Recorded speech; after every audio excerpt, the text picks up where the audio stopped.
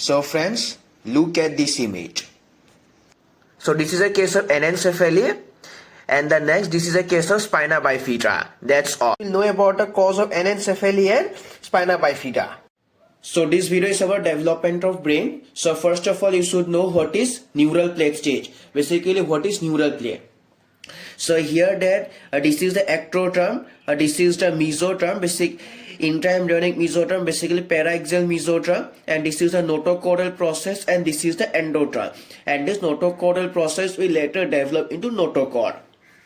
Now here if you see that basically that this portion of ectoderm, that is which lying over the notochordal process or notochord, so here gets converted into a thickened like structure, and that thickened like structure is known as neural plate. And here what is surface ectoderm and the portion of ectoderm, so here not lying over a notochord, and the portion of the ectoderm other than the neural plate is known as surface ectoderm.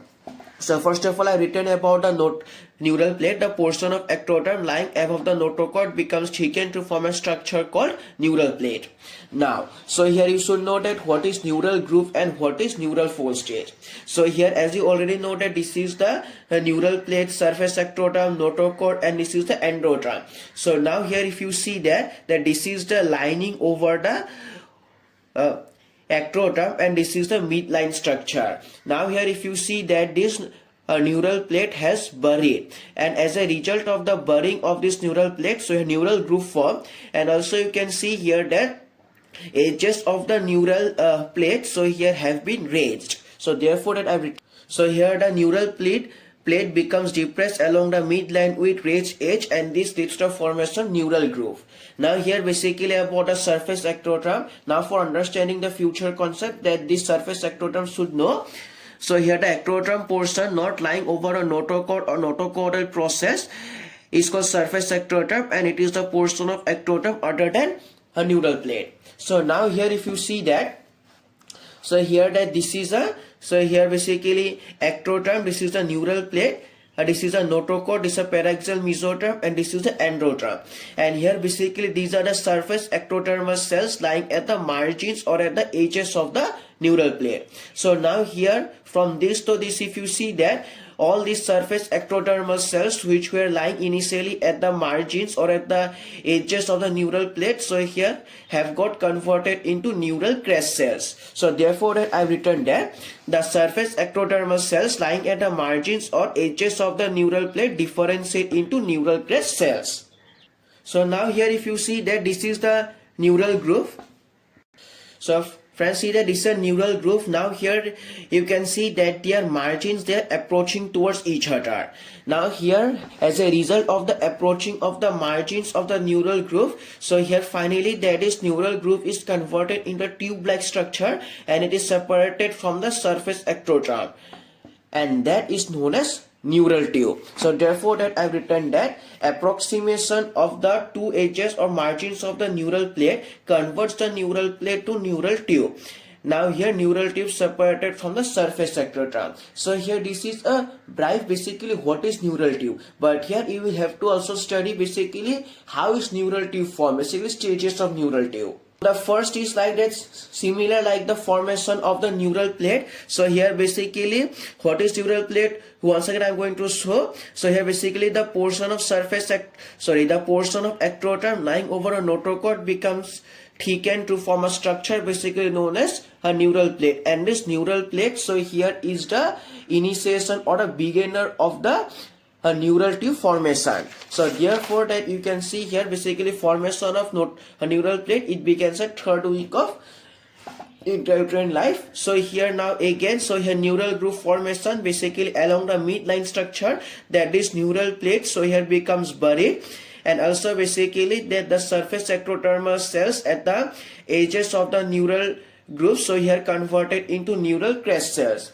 So now here you see that that this is the neural groove. Now here that is neural plate, so that the neural plate or a neural groove, so here it has almost separated from the surface ectodermal cell, and also it is not connected, it is connected with the amniotic cavity only through a opening, and this opening lies at the anterior, basically anterior neurophore.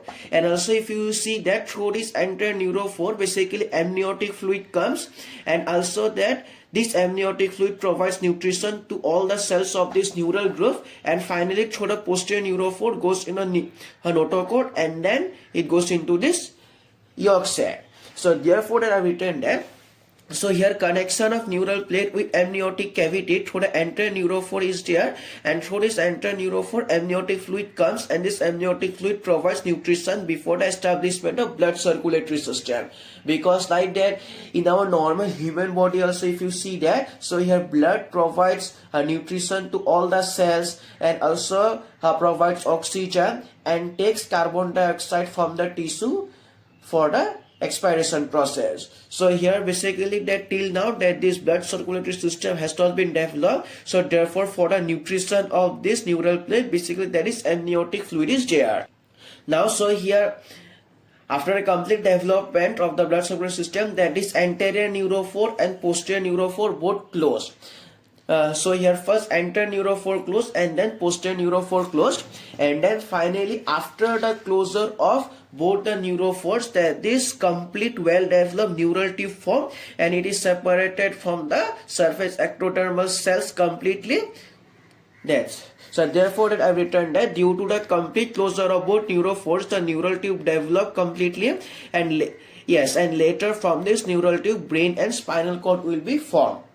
Now so here if you want to know that this neural plate formed from ectoderm and this neural tube formed from neural plate, so therefore basically it is considered as brain and spinal cord, they are neuroectodermal in origin. Only for a brief information. Now so here that this is a complete neural tube form. Now here if you see that, so here this is the cranial end, this is the caudal end. Again so here cranial end, so here form perfectly due to closure of anterior neurophore, and the caudal end form completely due to closure of the posterior neurophore. Here now again further differentiation of neural tube into parts. So here that this is a cranial and caudal end, so differentiate. So here you see that this cranial end, so here becomes enlarged, and then this enlarged cranial end in future will do the brain formation, and the caudal end remains like as it was there, and this caudal end will lead to the formation of the spinal cord. Now here if you see that this neural tube has peripheral wall as well as cavity. Now here basically very important from this cavity, so here in brain, so ventricles will develop like lateral ventricles, third and fourth ventricles, and also similarly due to cavity present in this caudal end, so here central canal of spinal cord will be developed in future. So therefore that I have written that the cranial end of neural tube enlarges, and this will lead to brain development in future, and the caudal end of neural tube leads to development of spinal cord in future, and the neural tube contains cavity and peripheral wall. Now here again from this cavity, that is ventricles of brain and the central canal of spinal cord will be developed. So here this is a differentiation of the ends of the neural tube into brain and spinal cord. Now again further differentiations of this, so here developing brain into parts. So here as you know that this is the cranial and caudal end. Now again if you see that this cranial end, basically developing brain of the neural tube, so here that is divided into three primary vesicles. What are primary vesicles? Prosencephalon, mesencephalon, rhombencephalon. Now further that this prosencephalon and here rhombencephalon will be divided into secondary vesicles. Now that this prosencephalon divided into two secondary vesicles, telencephalon and diencephalon. And rhombencephalon also divided into metencephalon and myelencephalon. So therefore I have written that the enlarged cranial end of neural tube So here that developing into brain further divided into three primary vesicles, basically prosencephalon, mesencephalon, rhombencephalon. Now further both prosencephalon and rhombencephalon further divided into secondary vesicles. Prosencephalon divided into two secondary vesicles which are telencephalon and diencephalon. And this rhombencephalon divided into two secondary vesicles which are metencephalon and myelencephalon. Now here I will discuss about clinical correlation. As I already mentioned in the starting that here basically that I want to show the cause of anencephaly. Now here basically what is anencephaly? So in the case of anencephaly, basically the brain is not perfectly developed. Now here what's the reason? Now but this is an abnormal condition, so first you should know the normal condition. So here as you know that, so from this cranial end of the neural tube, that is a brain will be developed in future. Now if you think that, now think if there is any deformity in this cranial end, then automatic that this brain will have deformity. Now and this cranial end completely form after the closure of this anterior neurophore. If this anterior neurophore is not closed, then this cranial end of the neural tube will be developed incompletely. As a result that there will be deformity in the brain formation. So therefore that I written that. So here anencephaly. So here from the cranial end of neural tube brain develops and cranial end of neural tube completely formed after the closure of anterior neurophore. Now if the anterior neurophore not closed, the cranial end of neural tube not developed, and as a result that there is abnormality in brain development, so therefore anencephaly caused. Now here just like anencephaly, so here spina bifida, so here spina bifida is also like that, deformity in the spinal cord development, and here why it is caused, just like the first know the normal thing. As you know that from the caudal end of the neural tube, spinal cord develops, and this spine and this caudal and also just like cranial end develops. So here completely after the closure of the posterior neurophore, after the closure of this posterior neurophore, that this caudal end develop. Now here if there is any deformity or problem in the caudal end, then the spinal cord which is developing from this caudal end will also have deformity or will be defective. So and in this way spina bifida caused. So therefore I have written that from the caudal end of neural tube spinal cord develops and caudal end of neural tube completely form after the closure of posterior neurophore. Now if the posterior neurophore not closed, then caudal end of neural tube not develop. As a result that there is abnormality in spinal cord development, and as a result spina bifida caused.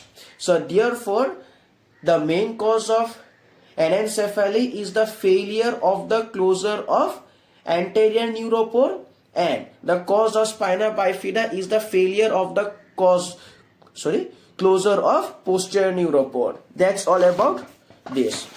So you study about neural plate, and here what is neural groove, and here what is surface ectoderm, and here what is surface ectoderm, and how surface ectodermal cells convert into neural crest cells, and about the stage of the neural tubes, and here differentiation of neural tube into developing brain and spinal cord, and from this so here a brain and spinal cord will develop.